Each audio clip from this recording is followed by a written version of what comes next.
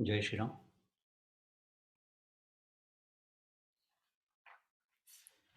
ज्ञानेश्वरी भावदर्शन अध्याय 6. मागच्याला आपण ओवी क्रमांक 182 ते 191 असा अभ्यास केला होता.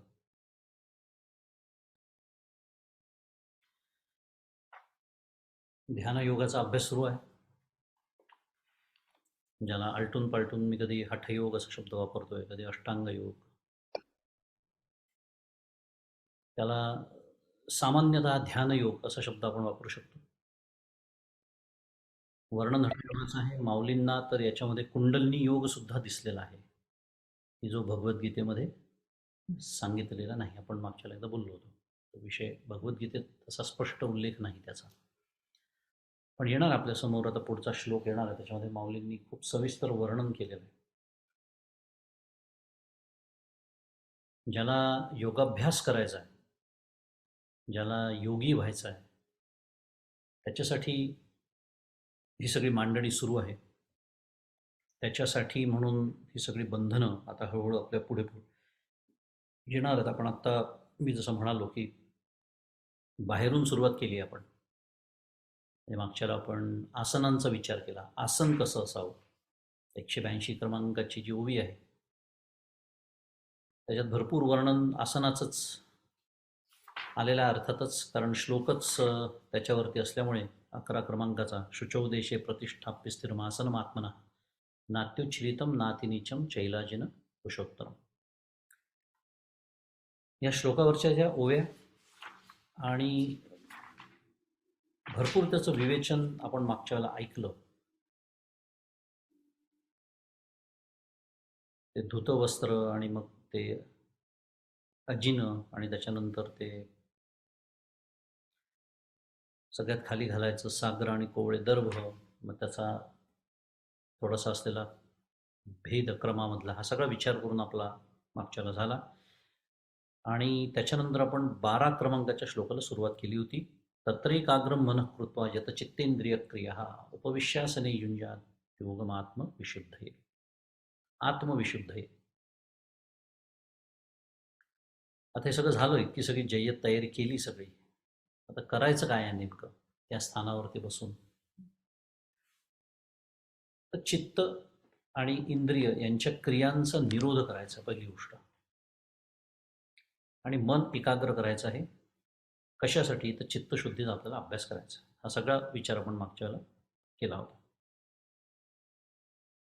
चित्तं च इंद्रियाणी च चित्तेंद्रियाणी तेषां क्रिया संयता यस्य स यत चित्तेंद्रिय क्रिया, असं आचार्यांनी भाष्यामध्ये त्याची व्याख्या सांगितली आपल्याला. की चित्ताचाही बंदोबस्त करायचा आहे आणि इंद्रियांचाही बंदोबस्त करायचा आहे. आणि हे करून मनाला काय करायचं आहे? तर मनाला एकाग्र करायचं आहे. मागच्याला आपण बराच उहापोह याचा केला होता. इंद्रियांना सवयी लागलेल्या असतात. म्हणजे अनेक वेळा आपला तसा उद्देश नसतो, पण इंद्रियांच्या तशा हालचाली होतच असतात. त्याला म्हणायचं इंद्रियांची आपल्या आयुष्यात सुरू असलेली दांडगाई. उगीचच मान इकडे तिकडे अशी फिरत असते, इकडे पहा तिकडे पहा, हात हलत असतात. आणि या गोष्टी इतक्या नकळत होत असतात की शुद्ध मराठीत त्या रजिस्टर पण होत नाही आपल्या माइंडमध्ये. मराठीत बोलायचं झालं तर आपल्याला त्याची कल्पनाही नसते की आपण असं करतो आहोत. हे कधी जाणवतं माहिती आहे का? जेव्हा शांत बसायची वेळ येते तेव्हा जाणवतं. म्हणजे आम्ही बालसंस्कार वर्ग चालवतो, अनेकांना माहिती आहे.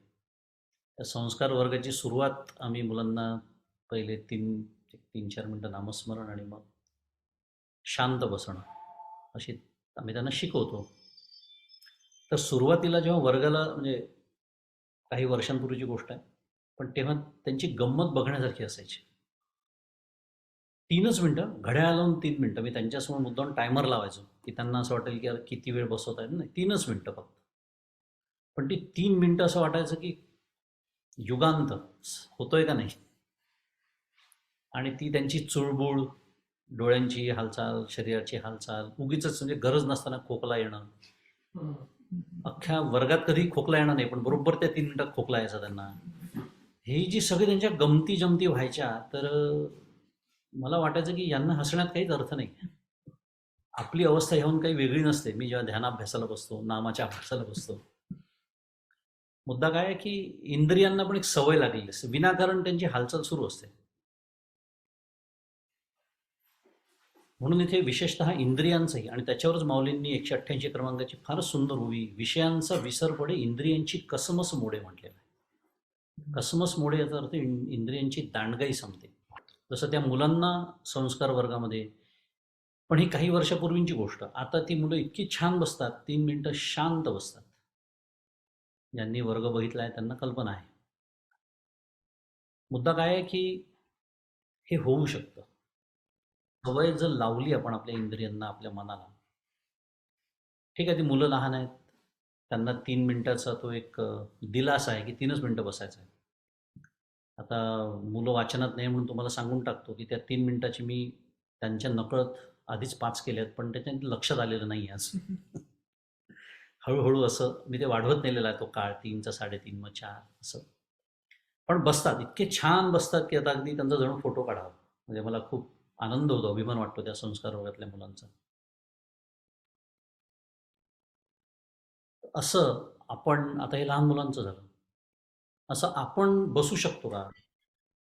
वाचनामध्ये आपण जेव्हा बसतो तेव्हा किती शांत आपण बसलेलो असतो, किती वेळा आपल्या हालचाली विनाकारण सुरू असतात. त्याचा अभ्यास करायचा आहे, कारण हा सगळाच अभ्यास मला साधनेमध्ये, म्हणजे प्रत्यक्ष ध्यानाला मी जेव्हा बसीन तेव्हा त्याची मला मदत होणार आहे. आणि एकाग्र करायचं आहे मन. इंद्रिय आणि चित्ताबद्दल आपण बोललो, कारण चित्ताचं काम काय आहे? मला गंमत वाटली त्या चित्त या शब्दातच चिकटपणा असं थोडंसं त्याच्यामध्ये, चिकटणं, कशाला तरी जाऊन चिकटणं, हे त्या चित्ताचं काम असतं. म्हणजेच एखाद्या विषयाला धरून ठेवणं हे चित्ताचं काम, मनाचं जो अंतःकरणाचा एक पदर आहे.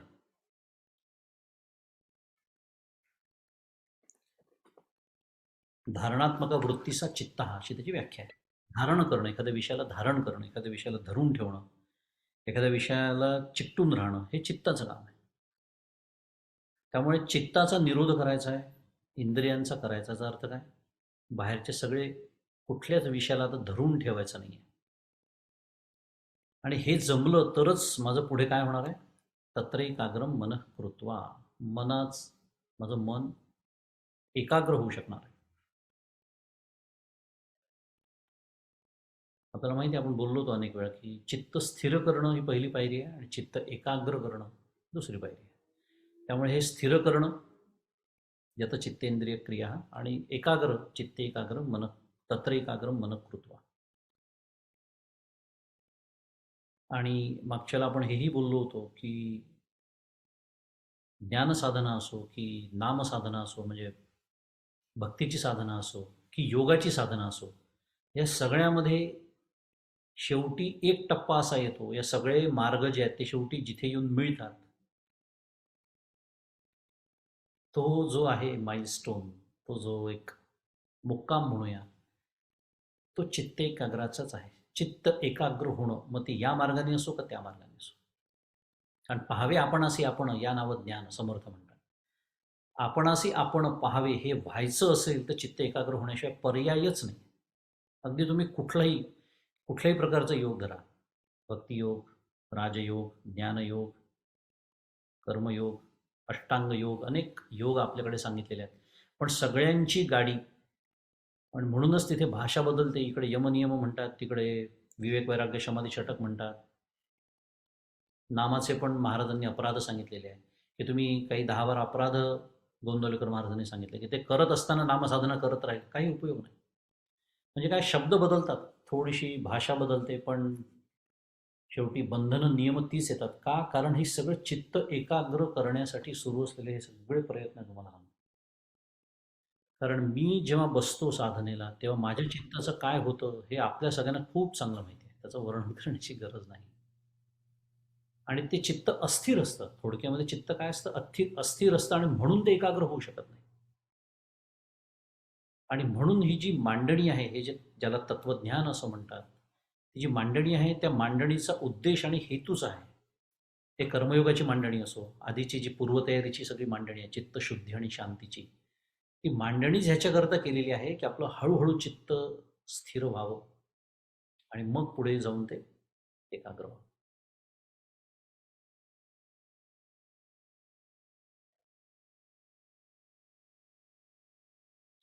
आणि हे कशासाठी? आत्मविशुद्ध हे इथे म्हटलेलं आहे. इथला जो शब्द आहे श्लोकातला, चित्तशुद्धी करता. आता चित्तशुद्धी इथे शब्द जरी वापरलेला असला तरी मागच्याला आपण केला होता विचार की इथे विशेष शुद्धीचा विचार करायचा आहे. आणि इथे वि हा उपसर्ग इथे लावलेला आहे. विशुद्ध हे म्हणजे विशेष शुद्धी. आपण परमपूज्य मंदातांचा तो तशी सुंदर दृष्टांत पाहिला होता की डॉक्टर शस्त्रक्रिया करण्याच्या आधी जसं साध्या साबणाने हात धुतात, पण जेव्हा प्रत्यक्ष थिएटरमध्ये जातात, ऑपरेशन थिएटरमध्ये, आणि ती शस्त्रक्रिया आता सुरू करायची, त्या सुऱ्या उचलायच्या हातात आणि आता कापायला सुरुवात करायची, तर ते इन्फेक्शन होऊ नये, त्या रुग्णाच्या पोटात दुसरे बाहेरचे काही नको असलेले जीवजंतू जाऊ नये म्हणून विशेष शुद्धी त्या साधनांची पण करतात, हाताची पण करतात. त्या विशिष्ट औषधांनी ते धुतल्या जातात. कधी स्पिरिट म्हणतात, वेगवेगळ्या प्रकारचे औषधं असतील, काय काय असेल त्याच्याप्रमाणे. मुद्दा असा की हा जो फरक आहे साध्या पाण्याने धुणं किंवा साबणाने धुणं आणि या विशिष्ट औषधाने धुणं, कारण आता अशा टप्प्याला आपण आलेलो आहोत, पुढचा टप्पा जो आहे आता प्रत्यक्ष आता शस्त्रक्रियेचा आहे, त्याला म्हणायचं विशुद्ध. विशुद्ध म्हणजे आता त्याच्यावर यत्किंचितही अशुद्धी नाही, यत्किंचितही, त्याला म्हणायचं विशुद्ध. आणि असं विशुद्ध आपलं अंतःकरण ध्यानाच्या माध्यमातून होतं. ध्यान हा जो टप्पा आहे समाधीचा, समाधीच्या आधीचा, तिथे विशुद्ध, तिथे आपलं जे चित्त आहे, अंतःकरण आहे, ते विशुद्ध होतं. आणि हाच या श्लोकामध्ये सांगितलेला त्याचा उद्देश आहे. हे करण्याचा उद्देश काय? त्यामुळे ध्यान हे आपलं ध्येय नाही, ध्यान हे ध्येय म्हणून कधीही मांडल्या जात नाही. ध्यान हे शेवटी समाधीचं साधनच ठरतं. आणि 191 क्रमांकाच्या ओवीपासून आपण थांबलो होतो.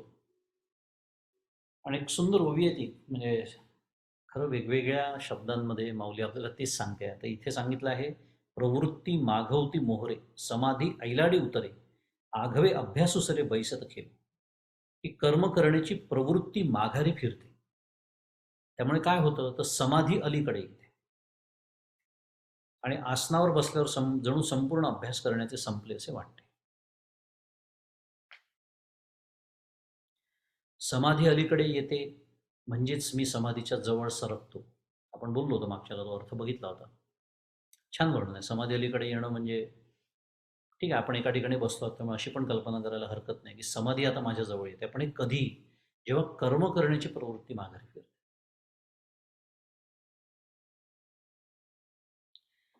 मागच्या म्हणजे कितीही बोललो याच्यावर तरी कमीच आहे, कारण हा पूर्वतयारीचा हाच विषय आहे सगळा. कारण समाधीच्या मी काय म्हणूया त्या प्रदेशात, प्रांतात सुद्धा नाही आहे सध्या, असं सगळेजण अगदी प्रामाणिकपणे सांगतात. मग का नाही आहे याचा जो विचार केला तर ही ओवी त्याचं स्पष्ट उत्तर देते. कर्म करण्याची प्रवृत्ती इतकी जबरदस्त आहे, जेव्हा निरार्थता नाही तेव्हा व्यापार असे पाहिजे, मग आत्मसंतुष्टीचे ठाई कुंठे सहजे. मग तो मग शब्द आहे, बऱ्याच वेळा आपण बोलतो, तो सगळ्यात ती ज्ञानबाची मेघ आहे या ओवीतली. मग त्या मगची वाट पाहण्यातच तर माझे 12, 15, 20 वर्ष जातात.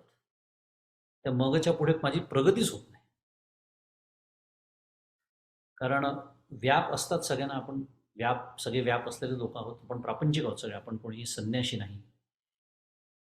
पण इतक्या वर्षानंतर सुद्धा माझे उपद्व्याप सुद्धा बंद होत नाहीत आणि मी ध्यानाच्या अभ्यासाला बसतो. हे कठीण आहे थोडंसं, म्हणजे कठीण याच्याकरता आहे की, आणि अजून म्हणजे योगाभ्यास तर याच्याहून कठीण आहे, येणारच आहे पुढे सगळं वर्णन, भगवंत करणार आहेत. पण कठीण या दृष्टीने म्हणालो मी की कधीतरी आयुष्यामध्ये एक वेळ अशी येते की तुम्हाला निर्णय करावा लागतो.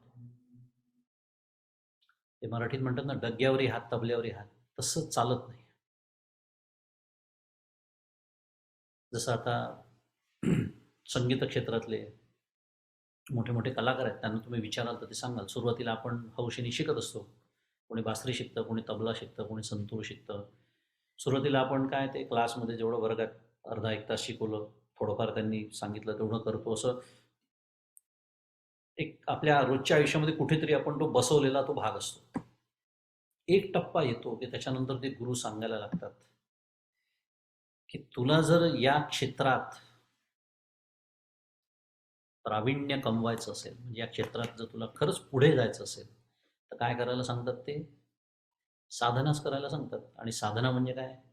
आपापल्या गुरूंना विचारा त्यांनी कशी साधना केली. 10-10, 12-12 तास ते रियाज करतात. रियाज करतात म्हणजे काय? साधना करतात. आपलं भाग्य आहे की आपल्याला 12 तास तरी बसायला सांगत नाही आहे तिथे. नाही तर आपण फिरकलो नसतो परमार्थ नावाच्या प्रांताकडे. पण मुद्दा हा आहे की हा एका दृष्टीने त्या लोकांचं असलेलं वैराग्यच आहे. कारण त्यांच्या ध्येयाला समर्पित त्यांचं जीवन. वैराग्याचा अर्थच तो आहे. ध्येयाला समर्पित जीवन म्हणजे वैराग्य. अजून एक व्याख्या.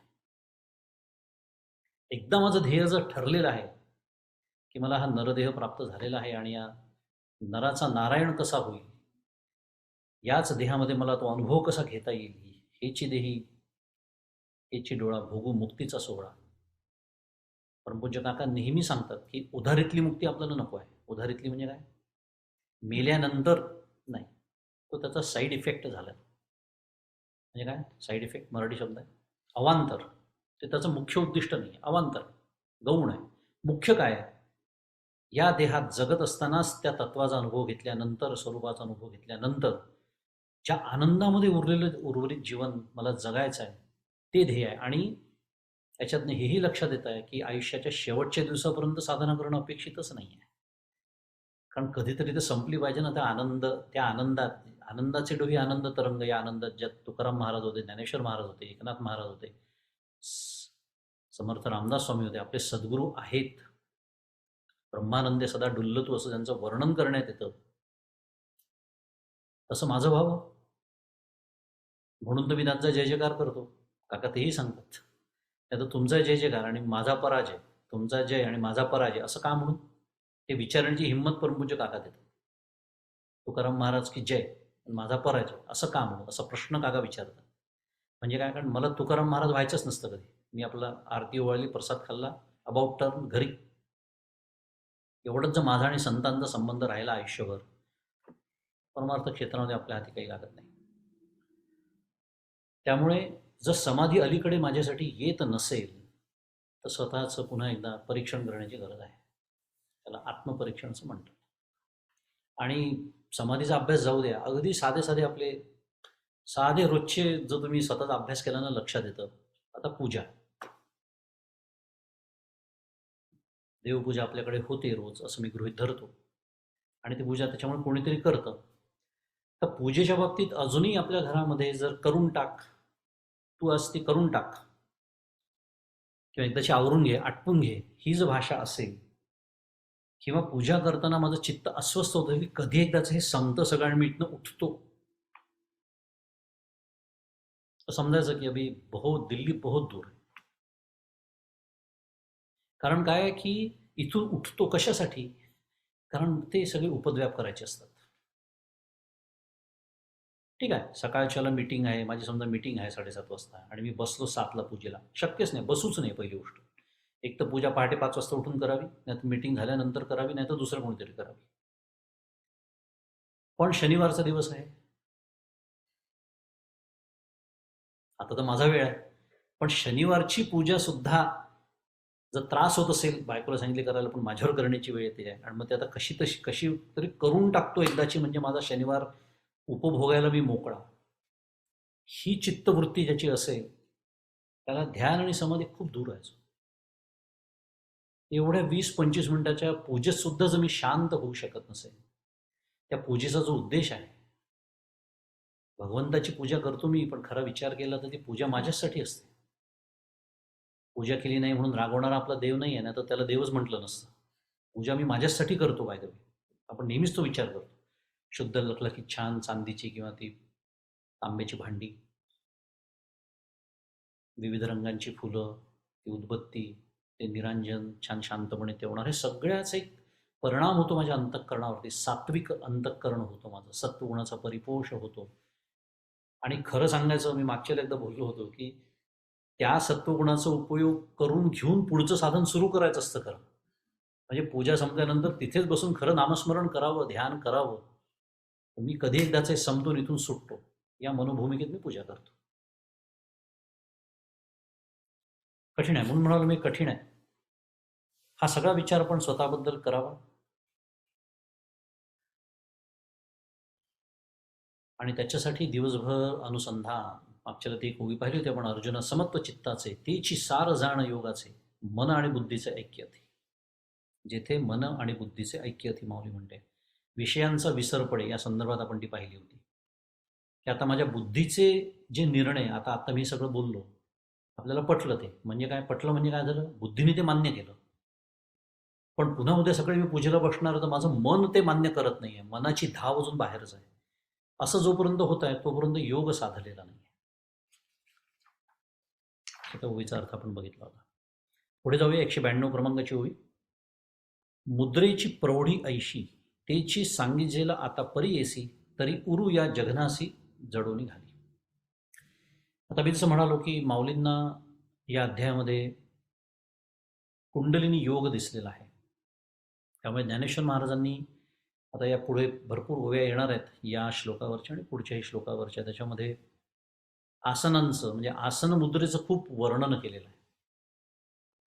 कुंडलिनी शक्तीच्या जागृतीचं सुद्धा वर्णन केलेलं आहे. आता इथे आसन मुद्रेचे महत्त्व असे आहे, तेच आता सांगावयाचे आहे. महाराज म्हणतात की ऐक, तर दोन्ही मांड्या पोटऱ्यांना चिकटून घालाव्यात. हा पहिला प्रकार आहे, याला पद्मासन असं म्हणतात. आता ज्यांना योगाभ्यास करायचा आहे त्यांच्यासाठी हे सगळं महत्त्वाचं वर्णन आहे. अष्टांग योग मी जसं म्हणालो, ध्यानयोग, अष्टांग योग, हठयोग, याचा अभ्यास ज्यांना करायचा आहे त्यांच्यासाठी हे बारकावे आहेत आणि हे बारकावे नुसते ग्रंथातून कळत नाही. त्यामुळे ज्यांना खरोखर या योगाचा अभ्यास करायचा आहे त्यांनी अधिकारी, या क्षेत्रातले जे पुरुष आहेत किंवा अधिकारी ज्या व्यक्ती आहेत त्यांना शरण जाऊन त्यांच्याकडूनच हे बारकावे समजून घेऊन ही साधना करायची असते. पण या श्लोकांच्या संदर्भात ज्ञानेश्वर महाराजांनी आपल्यासमोर हे सगळं ठेवलेलं आहे, तर आपण त्याचं वाचन करूया. आणि हे आत्ताचं जे वर्णन आहे तर साधं वर्णन आहे. तुम्ही जर आत्ताही बसल्या बसल्या प्रयोग करून पाहिला, पद्मासन घालण्याचा प्रयत्न केला तर आपल्या ज्या पोटऱ्या असतात त्या मांडीला चिकटतात. करून पाहतो मी. आणि मांडी अशी आपली फैलावते. म्हणजे आता साधी मांडी घातली आहे, साधारण अंतर असेल माझं 2.5 फूट 3 फूट वगैरे. हे पद्मासन घातल्यावर थोडं लांब होतं, ते 4 फूट होतं. आणि पाय जवळ येतात. पाय जवळ आल्यामुळे ते स्वाभाविकच असे पसरतात. हा झाला पहिला प्रकार. महाराज म्हणतात पुढे, चरणतळे देवडी आधार द्रुमाच्या बुडी, सुघटिते गाढी संचरी पा. दोन्ही पायांच्या टाचा ज्या आहेत त्या वाकड्या करून वर कराव्यात. कल्पना करा, टाचा, दोन पाय, आता मी असं बसलोय, पावलं एकमेकाला जोडली आहेत आणि टाचा अशा वर केलेल्या आहेत. आणि आधार चक्ररूपी वृक्षाच्या बुडाशी असलेल्या गुदस्थानावर त्या टाचा घट्ट व स्थिर बसवाव्यात. हा दुसरा प्रकार आहे, याला म्हणतात भद्रासन. आणि ही 2 आसने साध्य झाल्यावर तिसरे साधन साधावे ते असे. म्हणजे काय आहे, या 2 साधनांचा पहिले, या 2 आसनांचा म्हणूया, या साधनांचा म्हणूया, पहिले अभ्यास करावा लागतो. जोपर्यंत मला भद्रासन जमत नाही तोपर्यंत मला आता पुढे जे आपल्या समोर येत आहे वज्रासन नावाचं तिसरं आसन, ते जमणं शक्य नाही. कारण हा प्रयोग तुम्ही करून पहा, असे पाय बाजूला करून 2 पावलं एकमेकांना जोडून ती पाय, ते दोन्ही टाचा इथे खाली इथे लावणं गुदस्थानाच्या ठिकाणी, हे अत्यंत कठीण काम आहे. लावलं तरी तसं बसून राहणं हे त्याच्या पुढचं कठीण काम आहे. म्हणून हा अभ्यास आहे, हे टप्पे आहेत प्रगतीचे. ही 2 आसनं जी आहेत ती सिद्ध झाली की मग पुढे म्हणतात 194 क्रमांकाच्या ओळीत की सव्य तो तळी ठेवीजे, तेणे शिवणीमध्ये पिढीजे, वरी बैसे तो सहजे वामचरण. भरपूर मोठा अर्थ आपल्यासमोर आहे, कारण त्यात बरंच खंदारकर महाराजांनी स्पष्टीकरण दिलं आहे. वाचूया आपण. आता पुढचं आसन आहे, डाव्या पायाची टाच खाली ठेवावी. खाली म्हणजे जमिनीला अशी ती टेकून डाव्या पायाची. कल्पना करा, डावा पाय आपला बाजूला घेतलेला आहे. डाव्या टाचेने शिवणीचा मध्यभाग दाबावा आणि मग तो डाव्याच्या उलट बाजूस असलेला उजवा पाय सहजच डाव्या मांडीवर बसतो. हा या ओवीचा सरळ सरळ अर्थ आहे सुरुवातीला. शिवणीचा भाग जो असतो तो दाबायला सांगितलेला असा. त्याचं वर्णन येईल पुढे, आपण बघूया अजून. आता ह्या ओवीचा अर्थ करणारे काही लोक सव्य शब्दाचा अर्थ उजवा आणि वाम शब्दाचा अर्थ डावा असा करतात. म्हणून मी थोडं हळू वाचणार आहे, कारण थोडंसं गोंधळ उडेल असंच वर्णन आहे, आपण समजून घेणार आहोत. ओवी बा काय, सव्य तो तळी ठेवीचे, तेणे शिवणीमध्ये पिढीचे, वरी बैसे तो सहजे वामचरण. आता आपल्याला माहिती आहे की वाम याचा शब्द, या शब्दाचा अर्थ खरं डावा असा होतो. बरोबर, आपल्या सगळ्यांना माहिती आहे वाम म्हणजे डावा. आपल्या रामरक्षेमध्ये सुरुवातीलाच श्लोक येतो बा, ध्यानाचा श्लोक आहे. आजानुबाह वामांकारूढ सीता मुखकमल मिलल लोचनम नीरदाभम. वामांकारूढ म्हणजे काय? वाम म्हणजे डावी, डाव्या मांडीवरती सीता बसलेली आहे. आता हे रूपकात्मक चित्र आहे, आपण त्याचा रामरक्षेच्या खूप सुंदर विचार केला होता की वाम म्हणजे डावं. डावं याचा अर्थ कमी प्रतीचं, हलक्या प्रतीचं असा तिथे अर्थ आहे.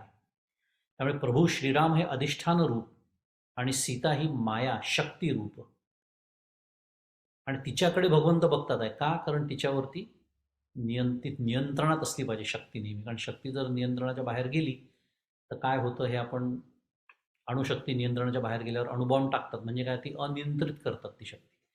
तिचं नियंत्रित असेल तर न्यूक्लिअर रिॲक्टर तयार होतं, जिथे आपण, ज्याच्यापासून आपल्याला वीज मिळू शकते. ती अनियंत्रित केली की काय होतं हे हिरोशिमा नागासाकीमध्ये सगळ्या जगांनी बघितलेलं आहे. मुद्दा असा आहे की त्या शक्तीवरती नियंत्रण हवं, आणि ती शक्ती शेवटी अधिष्ठान, रामरूप जे अधिष्ठान आहे त्याच्यावरच ती कार्य करू शकते. म्हणून तिथे वाम याचा अर्थ डावा असाच आहे. पण या ओवीचा अर्थ लावताना वाम याचा अर्थ डावा केला तर खूप पंचायती येतात. तेच महाराज आपल्यासमोर मांडतात आहे. ते म्हणतात आहे की वाम शब्दाचा अर्थ डावा असा करतात, पण तो वज्रासनाच्या प्रक्रियेशी विरुद्ध आहे. शिवाय सव्य शब्दाचा उजवा असा अर्थ होऊ शकत नाही. आता ज्यांनी माहिती आहे आपल्याला श्राद्ध करायची, ज्यांच्या वेळेला सव्य अपसव्य हा प्रकार किंवा काही पूजा असतात, त्र्यंबकेश्वर नाशिकला जाऊन करतात, त्याच्यात सव्य अपसव्य करावं लागतं. हे सव्य झालं, डाव्या खांद्यावरून जाणं, उजव्या खांद्यावरून घेतलं अपसव्य. मुद्दा असा आहे की सव्य शब्दाचा उजवा असा अर्थ होऊ शकत नाही. म्हणजे या सव्य अपसव्य जे आहे या पूजेत, त्याच्यातही डाव्या खांद्यावरूनच असतं, त्याच्यातही सव्याचा अर्थ डावाच आहे. म्हणून मी तुम्हाला ते इथे नाही आहे, ते डेटा पॉईंट मराठीमध्ये अजून एक दिला. पण इथे जी मांडणी आहे त्यात त्यांनी म्हटलं, कारण वामम शरीरम सव्यम स्यात.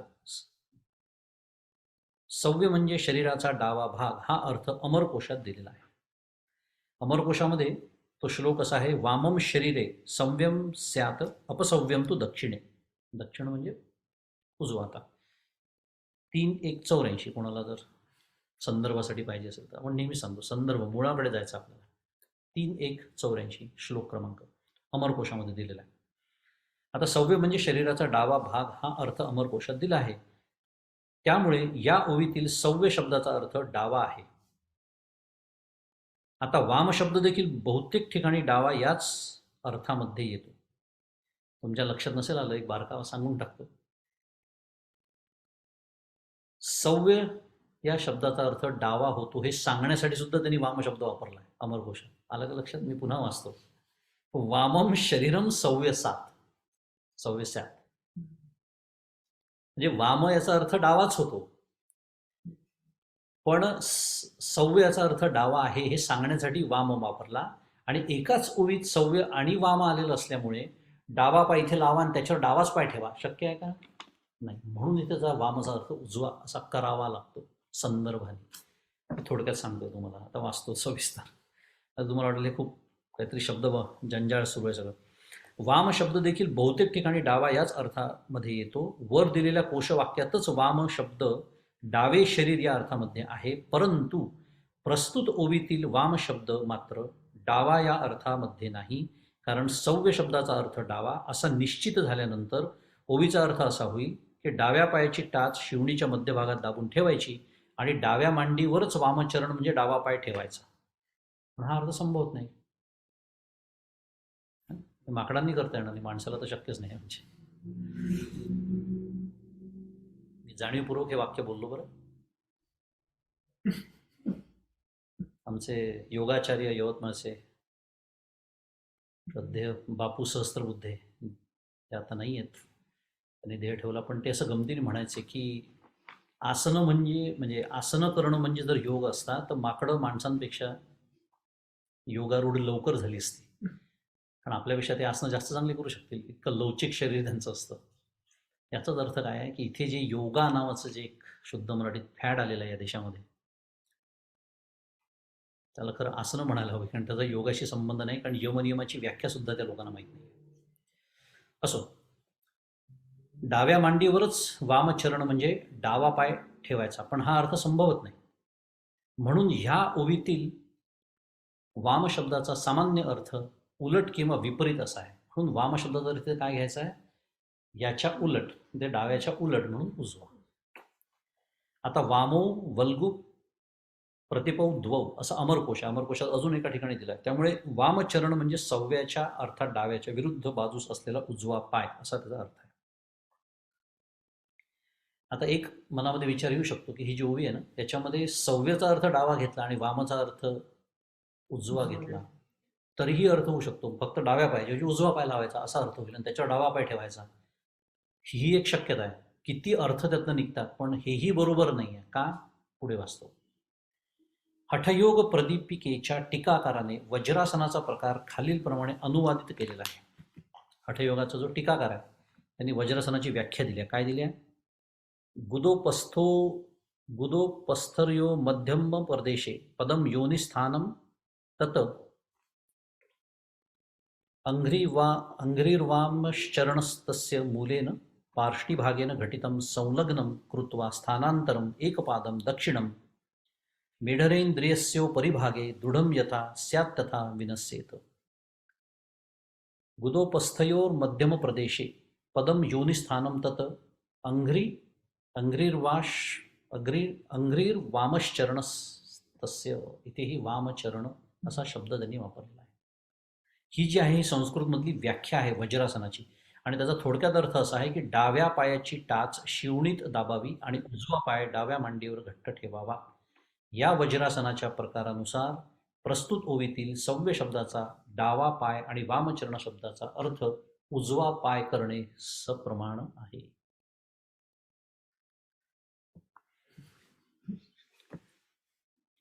असं म्हणजे तेवढ्यासाठी हे सगळं स्पष्टीकरण महाराजांना द्यावं लागलं. का? कारण जे रूढ अर्थ आहे ते अर्थ घेतले तर या ओवीचा गोंधळ उडू शकतो, चुकीचा अर्थ लावला जाऊ शकतो. म्हणून त्यांना हे सप्रमाण इथले ते सिद्ध करून द्यावं लागलं की सव्य याचा अर्थ डावा आणि वाम याचा अर्थ उजवा का आहे. आणि हे उलटं केलं तरी जमू शकतं, पण मग आसनच चुकतं, कारण आसन तसं नाही आहे. डावा पाय तिथे लावायचा आहे.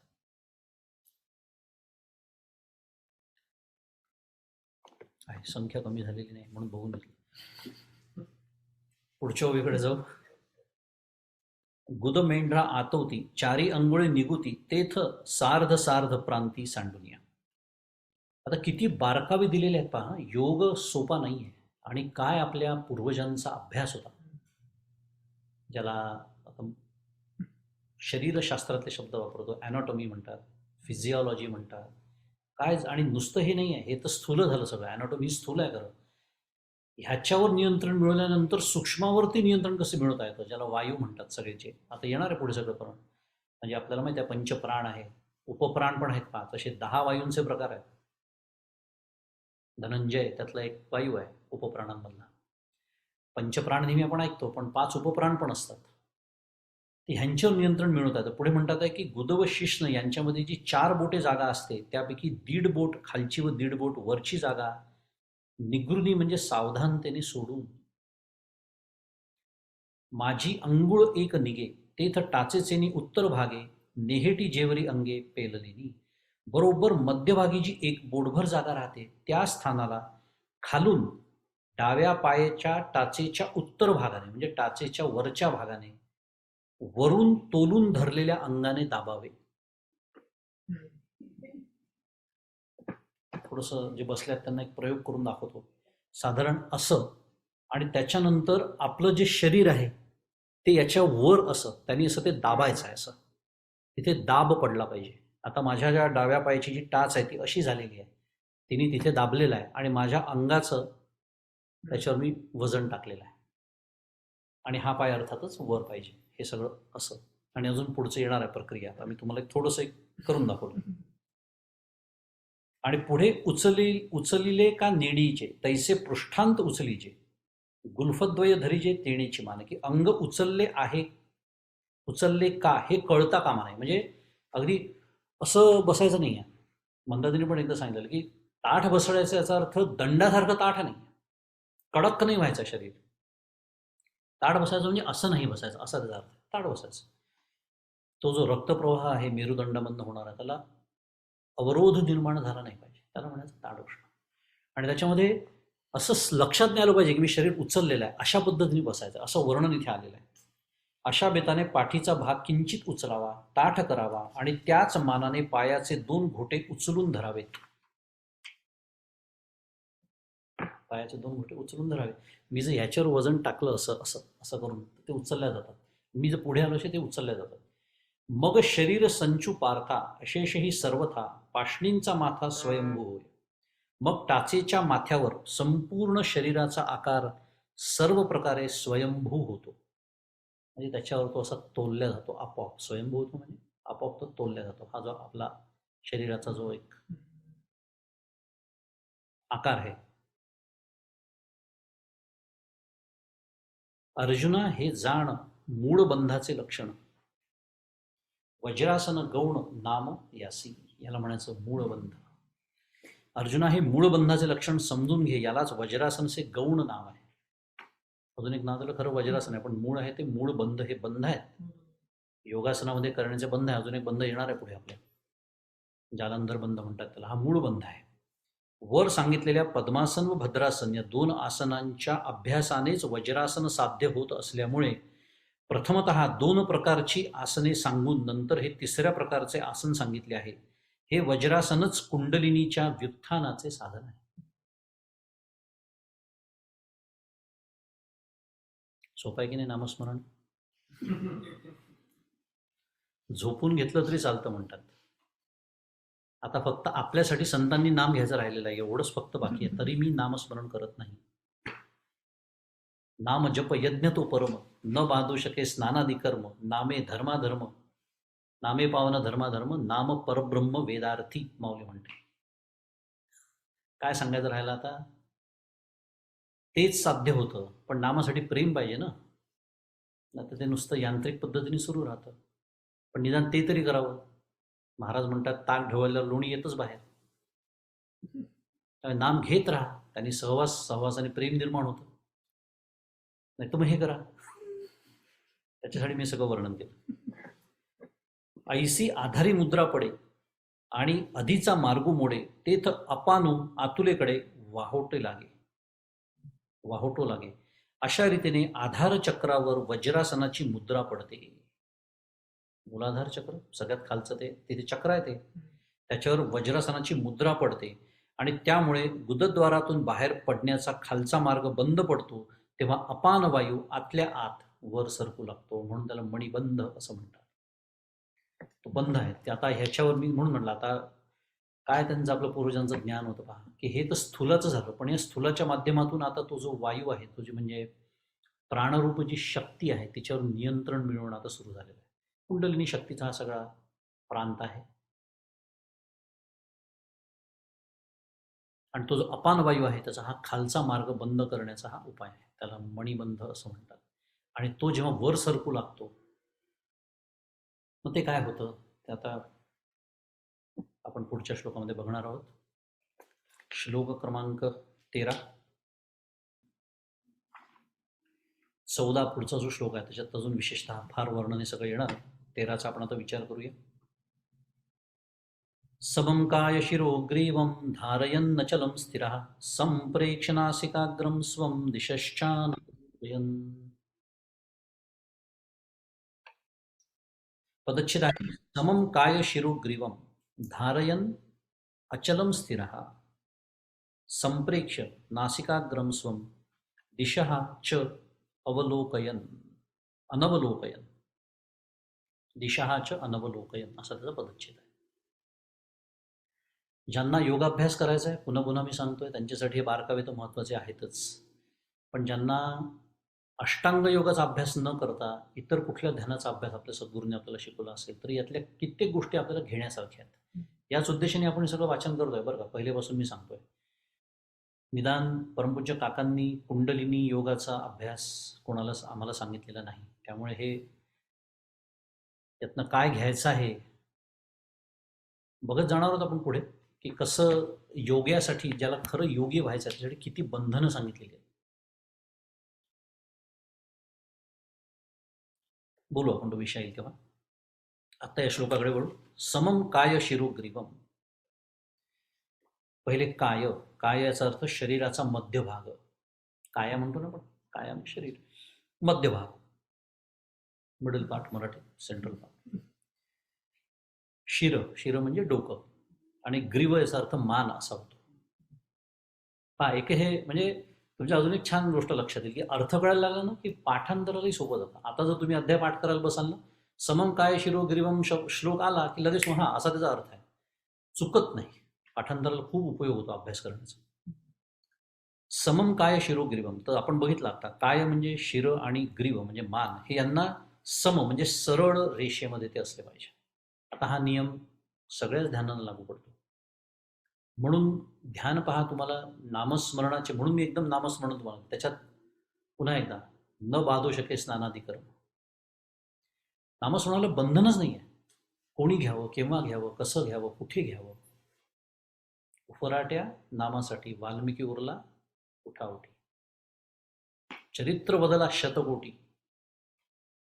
मरामरा करून मुक्त झालेला आहे, वाल्याचा वाल्मिकी झालेला आहे. हे नामाचं महात्म्य आहे. झोपून घेता येतं, बसून घेता येतं, गाडीत घेता येतं, घरात घेता येतं, रात्री घेता येतं, दिवसा घेता येतं, बंधनं नाही आहेत. पण ध्यानाला बंधन आहेत. म्हणून ध्यान वेळ आली तर खुर्चीवर बसून करता येतं. कोणतं? अष्टांग योगाचं नाही. आत्ताच मी वर्णन केलं. हे खुर्चीवर बसून कसं करणार? आता आपल्याला सरकशीच नोकरी मिळेल. मी जे ध्यान सांगतोय ते ज्ञानाच्या मार्गाने जाणारं जे ध्यान आहे त्याच्यामध्ये एकच नियम आहे की हे ताठ असावं, म्हणजे एका सरळ रेषेमध्ये ते असावं.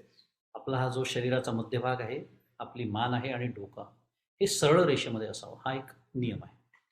हा ध्यानाला लागू पडतो. हा सरळ. आणि गंमत पहा कशी आहे, सरळ व निश्चळ असं म्हटलेलं आहे.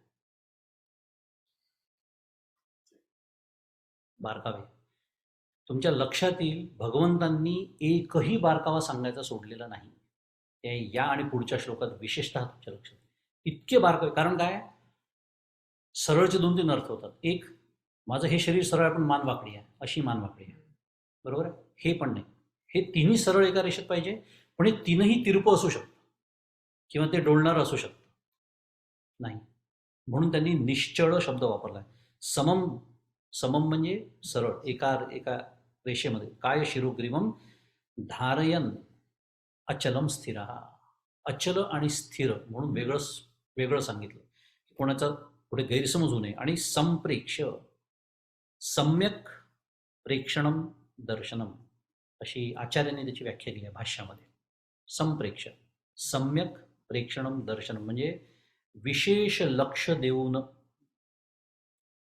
आता समजा आता मला समोरच्या व्यक्तीकडे एकाकडे पाहायचं आहे, तो मला दिसतोय, म्हणजे मी त्याच्याकडे पाहतोय जाणीवपूर्वक, कारण मला त्याच्याचकडे पाहायचं आहे. मी समजा बोलतोय त्याच्याशी, पण त्याच्याकडे पाहत असताना बाकीच्या गोष्टी मला दिसतात. मी पाहतो आणि दिसणं याच्यात फरक आहे. पाहण्यामध्ये काय आहे, जाणीवपूर्वक पाहणं आहे. दिसणं आपोआप होतं.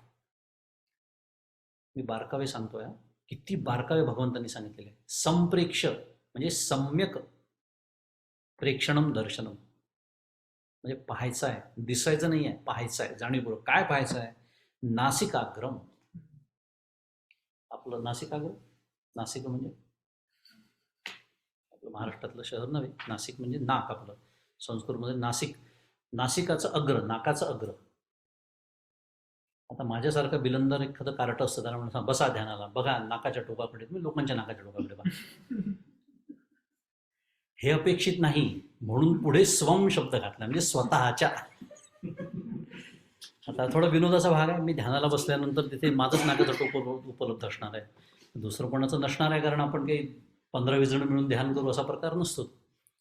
पण सगळेजण मिळून झोपूया असं म्हटल्यावर झालं. ते झोपावं शेवटी शेवटी एकट्यालाच लागतं. तसं सगळ्यांनी मिळून नामस्मरण करता येतं, ध्यानही करता येईल. सगळेजण बसल्यानं आपापलं ध्यान करता येतं, तसं होऊ शकेल. पण एकमेकांच्या ध्यानाशी काही संबंध नाही. त्यामुळे जर अशी वेळ आलीच तर आपल्याच नाकाच्या टोकाकडे बघायचं आहे. म्हणून संप्रेक्ष नासिकाग्रम स्वम दिशः अनवलोकयन. हे काय सांगितलंय?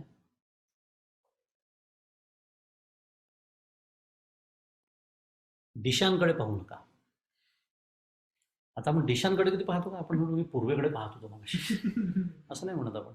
ते कुत्र्याकडे पाहत होतो, तुमच्याकडे पाहतो. म्हणजे थोडक्यामध्ये दिशांकडे पाहू नका याचा अर्थ इकडे तिकडे पाहू नका असा त्याचा अर्थ आहे. सुरू झाली आहे ध्यानाला, आता सुरुवात झालेली आहे. काय करायचं आहे? नासिकाग्र दृष्टी हवी आहे.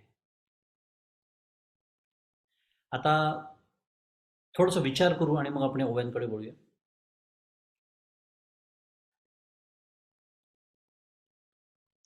एक बारकावा इथे असा आहे की आचार्यांनी म्हटलं इथे इव शब्द घालायला पाहिजे. का? इति इव शब्दो लुप्तो द्रष्टव्य असं आचार्य म्हणतात. इव कशासाठी? तर नाकाच्या टोकाचं ध्यान करायला सांगत नाही. इव म्हणजे त्याप्रमाणे, त्यासारखे, जणू काही वगैरे वगैरे असे अनेक अर्थ आहेत इव शब्दाचे. मग नाकाच्या टोकाकडे पाहायला सांगतात म्हणजे नक्की काय करायला सांगतात आहे हे समजून घ्यायचं आहे. हा तो बारकावा आहे. आता आपण जेव्हा दूर बघतो, हे सगळे करण्याचे प्रयोग आहेत. दूर जेव्हा तुम्ही बघता ना तेव्हा आपण आता हा या डोळ्यात, ह्या डाव्या डोळ्याचं एक आपल्याला डाव्या डोळ्याने काही दिसतं, उजव्या डोळ्याने काहीतरी दिसतं. आणि त्या दोन असे कल्पना करा, अशी वर्तुळ आहेत ती, आणि ती दोन वर्तुळ एकमेकांवर आली तर त्याला युनियन म्हणतात. बरोबर? सामान्य जो भाग आहे त्या दोन्ही वर्तुळांचा, त्याच्यातनं एक चित्र स्पष्ट होतं आपल्याला. गोष्ट जशी जशी जवळ यायला लागते, आता हात आहे सतूर, विशेषतः 40च्या नंतरचे जे आहेत त्यांना हा फारच चांगला अनुभव आहे. थांब रे, मुलावर चिडतात त्या, असं जवळ काय आणतो फोन, दूर धर मला वाचू दे व्हॉट्सअपवर काय लिहिलं. का? कारण जवळ आलं की आनंदी आनंद आहे सगळं. हे जे होतं ठीक आहे, तो मुद्दा वेगळा आहे, तो 40मुळे झालेला आहे. पण गोष्ट जशी जशी जवळ यायला लागते तसं तसं आपल्या दोन्ही डोळ्यांना एकच गोष्ट पाहणं कठीण जातं. प्रयोग करून पहा. हात जवळ दूर ठेवलेला आहे, असा जवळ कठीण व्हायला लागतं. अजून एक मुद्दा, आपल्याला असं वाटतं की आपल्याला दोन्ही डोळे आपली एकच गोष्ट पाहतात. एक डोळा बंद करा, मला काही गोष्टी दिसणं बंद झालेलं आहे. हा डोळा बंद करा, काही गोष्टी दिसणं बंद झालेलं आहे. म्हणजे काय? हा आपला भ्रम आहे की आपल्याला दोन्ही डोळ्यांनी सारखंच दिसतं. हे बारकावे सांगतोय. आता मी ध्यानाला बसलेलो आहे आणि मला सगळ्यात जवळची वस्तू बघायची, त्या वस्तूवरती लक्ष केंद्रित करायचं. अशी कोणती वस्तू आहे? डोळ्याला डोळा तर बघू शकत नाही, नाकाचा अग्र. बरं, तुम्ही म्हणाल मी असं बोट धरतो माझं, मी बोटाकडे बघतो, ते दूर झालं. मी आत्ता काय बोललो? नियम काय आहे? सगळ्यात जवळची वस्तू कोणती आहे की ज्याच्यावर मला दोन्ही डोळे एकत्र लक्ष केंद्रित करता येईल. हे मी सगळं एवढं का बोलतोय? संप्रेक्षमध्ये अपेक्षित आहे. जाणीवपूर्वक सम्यक प्रेक्षणम दर्शनम, जाणीवपूर्वक. आणि काही गोष्टी आपोआप होतात. तुम्ही इथे बसल्या बसल्या प्रयोग करून पाहू शकता. पहिली गोष्ट तर आपल्याला सवय नसेल तर दुखायला लागते इथे डोळ्याच्या वरती. पण तुम्ही जसं दृष्टी अशी अशी नाकाच्या आपल्या अग्राकडे आणाल, आपोआप वरच्या पापण्या अर्ध्या मिटल्या. करून पहा प्रयोग. कारण आहे ना, सगळं बाहेरचं हे कशासाठी सुरू आहे? बाहेरचं सगळं दृश्य आपल्याला आता बंद करायचं आहे. म्हणून म्हणालो नाकाच्या टोकाचं ध्यान सांगितलेलं नाहीये. याच्यावर सुद्धा आचार्यांनी स्पष्टीकरण दिलं आहे. कारण तसं जर असतं तर आचार्य म्हणतात की पुढच्या श्लोकामध्ये, पुढचे काही श्लोक आहेत त्याच्यामध्ये मनसंयम्य मच्चित्तो असं म्हटलं नसतं. कारण म्हटलं असतं मग नाकाच्या टोकावरच लक्ष केंद्रित करा, तोच आपल्या ध्यानाचा विषय झाला असता. तो ध्यानाचा विषय नाही आहे. हे करून काय होतं तर आपोआप बाहेरच्या दिशांकडे पाहणं बंद होतं. इकडे पहा, तिकडे पहा, कोण आलं, कोण काय बोलताय, कुठे चाहूल लागली, हे सगळं बंद होतं. दिशाच अनवलोकयन. हे आहे त्याचे बारकावे. त्यामुळे आपल्या नासिकाग्राला स्वतःच्या चांगल्या प्रकारे पाहतो व इकडे तिकडे न पाहता काय करतो ते पुढच्या श्लोकामध्ये आपण आपल्याला त्याच्या आधी त्याच्यावरच्या ओव्या बघायच्या. त्यामुळे इथे इव शब्द हवा आहे. उद्देश काय आहे तर बाहेरचे सगळे विषय आता बंद करायचे आहेत. दृष्टी इथे एकाग्र करणं म्हणजे काय, मुख्य आपला इंद्रियांचा जो संबंध येतो, दूरान्वये जो गोष्टींची संबंध येतो डोळ्यांनीच येतो मुख्यतः, तो आता बंद करायचा. तव कर संपुट आपैसे वामचरणी बैसे बाहुमुळी दिसे थोरी वा आली. आता महाराजांनी मगाशी जे मणिबंधाचं वर्णन केलं आहे त्याचंच वर्णन आता पुढे सुरू ठेवतात ज्ञानेश्वर महाराज, की हात द्रोणाकार होऊन आपोआप डाव्या पायावर जेव्हा बसतात. आता मी मगाशी ते करून दाखवलं तुम्हाला थोडंसं. हा मणिबंध जेव्हा तुम्ही साधता असा सगळा आणि हा पाय वर घेता आणि त्याच्या पायावर वजन टाकता तर आपोआप हातांचा जो असा द्रोणाकार आकार होतो, बरोबर, आणि तो डाव्या पायावर, म्हणजे आता हा पाय इथे असणार, हा डावा पाय माझा खाली ज्याच्यावर मी सगळा भार टाकलाय त्याच्यावर तसा आपोआप जाऊन बसतो हात असा. हात द्रोणाकार होऊन आपोआप डाव्या पायावर जेव्हा बसतात तेव्हा बाहूंचे मूळ जे खांदे त्या ठिकाणी फुगवटा आलेला दिसतो. म्हणजे कसं बसायचं आहे त्या यांच्या याच्याप्रमाणे हे जेव्हा तुम्ही असं बसता आणि आता मी याच्यावर भार टाकलेला शरीराचा कल्पना करा तर हे खांदे आपोआप असे वर येतात, असं फुगवटा. बाहूंचं जे मूळ म्हणजे खांदे ते असे वर येतात. त्यांनी काय होतं, माझी उभारलेनी दंडे शिरकमळ होय गाढे नेत्रद्वारीची कवाडे लागू पाहते. उंचावलेल्या या दंडाकार खांद्यात एक अशी बिचकी तयार होते इथे. शिरकमळ बळकट होते आणि मग डोळ्यांच्या पापण्या आपोआप मिटू लागतात. करून पाहण्याचा प्रयोग आहे. आणि मिटतात कसे, मिटतात माझ्या डोळ्यांच्या पापण्या आपोआप मिटतात हे असं नाही आहे. त्याच्यात तुमच्या आपल्या हे असे बारका आपण कधी विचारच करत नाही. मी जेव्हा डोळे मिटतो ना त्या वरची खाली आणि खालची वर होते, तसे नाही मिटत. दिलाय पुढे, वरचिले पाती ढळती तळीची तळी पुंजाळती तेथ अर्धोन्मिलित स्थिती उपजे तया. म्हणजे वरची पापणी खाली येते ही आणि खालची पापणी खालीच विकसित होते, त्यावेळी अर्धी उघडी अशी त्या डोळ्याची अवस्था होते. त्याला अर्धोन्मिलित. कल्पना करा तुम्ही, आपल्याला जास्तीत जास्त जग जे दिसतं ना ते वरची पापणी उघडी असल्यामुळे दिसतं. करून पहा. म्हणजे नाकाकडे न पाहता सुद्धा तुम्ही जसं अर्ध्या पापण्या मिटल्या अशा. विठ्ठलाची मूर्ती कशी उभी आहे पंढरपुरात, कटीवर हात आहेत आणि अर्धोन्मिलित नेत्र आहेत.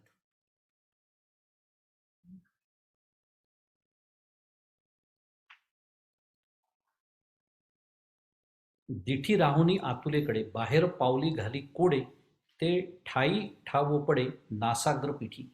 डोळ्यांची दृष्टी डोळ्यात अंतर्मुख राहूनही कौतुकाने बाहेर पाऊल टाकते, पण जिथे नासाग्र रूपी पीठ आहे, जर तिने बाहेर पाऊल टाकलंच एक तर ते अंतर्मुखच होते, पण जर बाहेर टाकली तर नासाग्र रूपी जे पीठ आहे त्या ठिकाणी नेमके तिचे पाऊल पडते. कारण काय, अर्धोन्मिलित झालेले आहेत नेत्रांना. सारांश काय, नाकाच्या शेंड्यावरच डोळ्यांची दृष्टी स्थिर होते. फार प्रदर्शनीय आहे का आपला नाकाचा शेंडा? नाही, राईट. थोडक्यात नाकाच्या शेंड्याकडे पहा हे सांगण्याचा दुसरा अर्थ असा आहे, कुठेच पाहू नका. जेव्हा एखादी क्षुल्लक गोष्ट पहा असं सांगण्यात येतं त्याचा अर्थ असा आहे, कुठेच पाहू नका, दृष्टी अंतर्मुख करा, असा त्याचा उद्देश आहे. आणि जर चुकून ती बाहेर गेलीच, आत्ता महाराज म्हणतात तसं, तर तिचं पहिलं पाऊल कुठे पडतं, इथेच पडतं. कारण आता फक्त हेच दृश्य आहे, कारण डोळे मिटलेले आहेत अर्धे आणि दृष्टी आता दोन्ही दृष्टी अशा जवळच्या वस्तूवर इथे मी एकाग्र केली.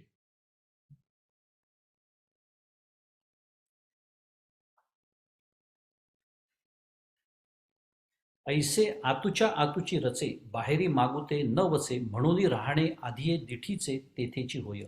ह्याप्रमाणे अर्धी दृष्टी आतच स्थिर होते, ती पुन्हा बाहेर जात नाही. म्हणून अर्ध्या दृष्टीचेच नासिकाग्राचे ठिकाणी राहणे होते. आता दिशांची भेटी घ्यावी का रूपाची वाट पाहावी, हे चाड सरे आघवी आपैसया. आता दिशांची भेट घ्यावी म्हणजे दिशांकडे पाहावे, किंवा रूपाची वाट पाहावी, रूप या विषयांकडे प्रवृत्त व्हावे, ही सर्व प्रकारची इच्छा आपोआपच नाहीशी होते. आता आता पुढचं सांगतात आहे. एक बंध बघितला आपण, मणिबंध मगाशी मी करून दाखवला. आता पुढचा बंध येतो आहे. मग कंठनाळ आटे, हनुवटी हडवते दाटे, ते गाढी होऊनी नेहटे वक्षस्थळी. मग कंठ संकुचित होतो, हनुवटी कंठाच्या हाडावर गच्च बसते व ती बळकट होऊन छातीवर दाब देते. असं जेव्हा आपण बसतो, मी मगाशी मणिबंध करून दाखवला आणि त्याच्यात असे हे विशेषता करून हे आपले खांदे जेव्हा वर येतात, खांदे वर येतात म्हणजे काय, आपोआपच ही हनुवटीशी खाली जाते थोडीशी आणि ती इथे इथे टेकते, असं वर्णन केलेलं आहे. ते सरळ राहूनच टेकते हं, आणि त्याचा दाब पडतो असा, म्हणजे जणू काही मान समोरनं पाहिलं तर गळा दिसतच नाही. याला एक बंध म्हणतात. हाही एक प्रकारचा बंध आहे. माझी घंटिका लोपे, वरी बंध जो आरोपे, तो जाळंधर म्हणिपे पंडुकुमार.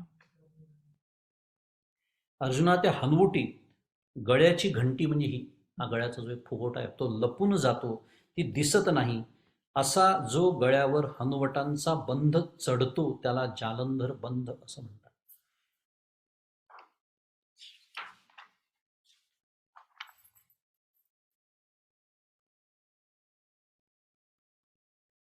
मग अशी कोणता बंध शिकलो आपण?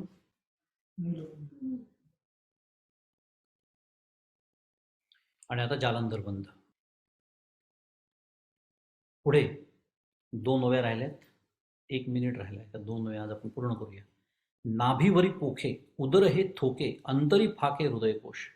बेंबीवरच्या भागाला बेंबी ही वरच्या भागाला पुष्ट होते, पोट पाठीच्या अंतर्भागाला चिकटून लहान होते आणि अंतरात हृदयकोश विकसित होतो. आपल्याला अनुभवच नाही. पोट पाठीला चिकटण्याचा अनुभव आहे का आपल्याला? दुसऱ्याच्या पाठीला चिकटू शकेल आपलं, इतकं मोठं झालेलं आहे. म्हणजेच काय, योगी होण्यासाठी किती तयारी करावी लागते. मी विनोद करतोय, पण विनोदात सांगण्याचा उद्देश एवढाच आहे की हे अत्यंत कठीण आहे. आणि तुमच्या एक गोष्ट लक्षात येईल की योगी आपल्याकडे जे असतात हिमालयातले, किंवा आपण कधी कुठे त्यांचं वर्णन ऐकतो किंवा फोटो सुद्धा बघितलेले आहेत, तुम्ही पहा सगळे या व्याख्येमध्ये बसतात. आपल्याला वाटतं एवढी यांच्याशी हाडं का दिसत आहेत. म्हणजे एका योगाचा फोटो काढलेला होता हिमालयात, प्रत्यक्ष ध्यानस्थ बसलेला असलं. त्या योगाचं वर्णन आता पुढच्याला मी करीन, आता वेळ नाही आपल्याकडे. पण त्या वर्णनात एक हे वर्णन आहे, पोट आपल्याच पाठीला आतल्या भागाला चिकटलेलं, म्हणजे इतकं आतमध्ये खपाटीला गेलेलं साध्या भाषेमध्ये. मग त्यांनी काय होतं माहिती आहे का, की बेंबीचा जो वरचा भाग आहे तो फुगीर होतो आणि बेंबी दिसतच नाही. नाभी जी आहे ती या योग्यांची दिसत नाही. तुम्ही पहा, ती अशी आतमध्ये गेलेली असते अशी. आणि शेवटची ओवी आहे, स्वादिष्ठाना वरीचिले काठी, नाभिस्थान तळवटी, बंध पडे किरीटी ओढी आणा तो. त्यामुळे स्वादिष्ठान चक्राच्या वरच्या काठावर आणि बेंबीच्या खालच्या भागावर जो बंध निर्माण होतो, इथे जी शरीराची विशिष्ट आकृती निर्माण होते त्याला ओढियाण बंध म्हणतात. अजून एक बंध ओढियाण बंध म्हणतात. मूलाधार चक्र, त्याच्यावरचं स्वादिष्ठान चक्र, 6 दल असलेलं ते चक्र, म्हणजे कमळाच्या पाकळ्या असतात वेगवेगळ्या. फार सुंदर विषय आहे तो. मंदाताईंनी आपली भाषेची व्युत्पत्ती कशी झाली हे सांगताना त्याचं वर्णन केलं होतं. बघून घ्या, ते 6 चक्र असतात. त्याला पिवळ्या रंगाचं असतं. ब्रह्मदेव हे त्याचं देवता आहे त्या स्वादिष्ठान चक्राची. मूलाधाराच्या वरचं आणि बेंबीच्या थोडं खाली असतं ते नंबर 2, क्रमांक 2चं ते चक्र आहे. आणि आता पुढचं जेव्हा श्लोक सुरू होईल आता पुढच्या वेळेला, तेव्हा ह्याच त्या चक्रांचं भेदन करत ती जागृत होणार आहे कुंडलिनी शक्ती. हा जो अपान वायू वर जातो त्यांनी ही जी शक्ती जागृत व्हायला लागतात, ती कुंडलिनी शक्ती. आणि हे सगळं ते वर्णन आता महाराजांनी पुढे केलेलं आहे. पण त्याच्यासाठी हे जे सगळे बंध आहेत, हे सगळे बंध सिद्ध व्हावे लागतात. आणि म्हणून योग्य अधिकारी व्यक्तीच्या मार्गदर्शनाखाली या सगळ्या गोष्टींचा अभ्यास करावा. असं ग्रंथ वाचून, पुस्तकं वाचून करण्याचा हा प्रयोग नाही. म्हणून मी म्हणालो की ज्यांना योगाभ्यासच करायचा, अष्टांग योगाचा ज्यांना अभ्यास करायचा आहे, त्यांनी मागच्या आपण बोललो होतो 6व्या अध्यायाचा आणि पतंजली योगसूत्राचा अभ्यास करून त्याचे बारकावे अधिकारी व्यक्तीकडून समजावून घेऊन मगच त्याचा अभ्यास करायचा. पण हे जेव्हा सिद्ध होतं, हे सगळे बंध जेव्हा सिद्ध होतात, अपान वायूचा मार्ग जेव्हा तो बंद होतो आणि तो आतमध्ये वळतो. आता हा जो बंद त्यांनी सांगितला स्वाधिष्ठान चक्राचा, मी जसं म्हणालो तिथे ब भ ब भ म य र ल 6 व्यंजनांची निर्मिती स्वाधिष्ठान चक्रामध्ये. फार सुंदर आहे. म्हणजे आपण जर तुम्ही परा, पश्यंती, मध्यमा, वैखरी वाणीचे 4 प्रकार आहेत आपल्याला माहिती आहेत. इफ यू ले it out as a band, थोडंसं मराठीत बोलतो आता, तर त्याच्यावरती हे चक्र बरोबर बसतात की कोणत्या कोणत्या वाणीमध्ये शब्द असतो. परावाणीमध्ये तो सूक्ष्मतम असतो, मग पश्चंतीमध्ये सूक्ष्मतर होतो, मग मध्यमा, मग वैखरीमध्ये तो अगदी स्थूलच असतो. तर जेव्हा आपण बोलतो, कशी आपली भाषा किती शास्त्रशुद्ध आहे ते मी सांगतो तुम्हाला. आपली जी लिपी आहे, नागरी लिपी, जी संस्कृत आणि मराठीची सारखीच आहे, तर ती व्यंजनं तिथून निर्माण होतात. बरं, ती व्यंजनं तिथून निर्माण होतात आणि इथे जे वरचं चक्र आहे तिथे स्वर मिसळला जातो, मग वैखरीतून ते बाहेर पडतं. इतकं शास्त्रशुद्ध आपलं भाषा आहे. म्हणून आपलं मंत्र जे आहे ते शास्त्र आहे. म्हणून आपल्या मंत्रांमध्ये ताकद आहे. फक्त मंत्राचं सामर्थ्य आज प्रभावी राहिलं नाहीये कलियुगात, कारण मंत्र ज्या देहातून उच्चारल्या जातात तो देहच तितका पवित्र राहिलेला नाहीये. म्हणजे काय, शुद्ध मराठीत सांगा तर instrument is not powerful enough. त्याच्यामुळे ते मंत्राची ताकद आज राहिली नाही. मंत्रांचा अभ्यास करणार म्हणून ना शापात ताकद राहिली आहे ना आशीर्वादामध्ये ताकद राहिली आहे. आणि त्यासाठी करावं लागणार ती तपश्चर्या कोणी करत नाही. कारण मंत्रामध्ये ताकद, मंत्र निस्तेज आज झालेले आहे. त्याचं कारण ते आहे. पण मंत्र हे शास्त्र आहे परिपूर्ण. त्याच्या पाठीमागे इतकं सूक्ष्म शास्त्र आहे आपलं. कमाल वाटते. म्हणजे काय आपल्या पूर्वजांचं ज्ञान होतं की, आणि हे सगळं त्यांनी ध्यानाच्या माध्यमातून मिळवलेलं ज्ञान. म्हणून त्याला मातृका म्हणतात. बरं का, या अक्षरांना मातृका पण एक शब्द आहे. त्यांना रंग आहे त्यांना आपापला, म्हणून त्यांना वर्ण पण म्हणतात. आणि म्हणून आपल्याला वर्णमाला असं म्हणतात. अ आ इ ई क ख ग घ वर्णमाला. वर्ण म्हणजे रंग, आणि त्या प्रत्येकाला रंग, आणि हे रंग ऋषींना ध्यानामध्ये दिसलेले आहेत.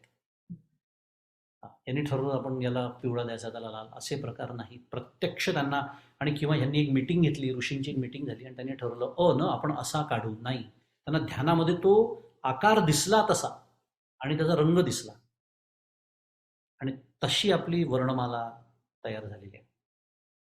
इतकं शास्त्रशुद्ध आपली भाषा, आणि त्याची आज आपण काय अवहेलना करतो. की शुद्ध मराठीत सांगायचं तर मदर ऑफ ऑल लँग्वेज असं संस्कृत अगदी अभिमानाने आपण सांगतो की त्याच्यातूनच लॅटिन आली, लॅटिनमधून इंग्लिश आली, वगैरे वगैरे. पण बोलायची वेळ येते तेव्हा मलाच माझ्या भाषेतले शब्द आठवत नाही. विचार करावा आणि थोडंसं जाणीवपूर्वक जेवढं शक्य आहे तेवढं. इंग्लिश शब्द येतील नाही अशातला भाग नाही, पण कमी कशी येतील, हळूहळू त्यांची संख्या कमी कशी होईल याचा आपण जरूर सगळेजण प्रयत्न करू. आणि इथे थांबू, आज वेळ खूप होऊन गेलाय. गोपाल कृष्ण भगवान की जय. श्री ज्ञानेश्वर महाराज की जय.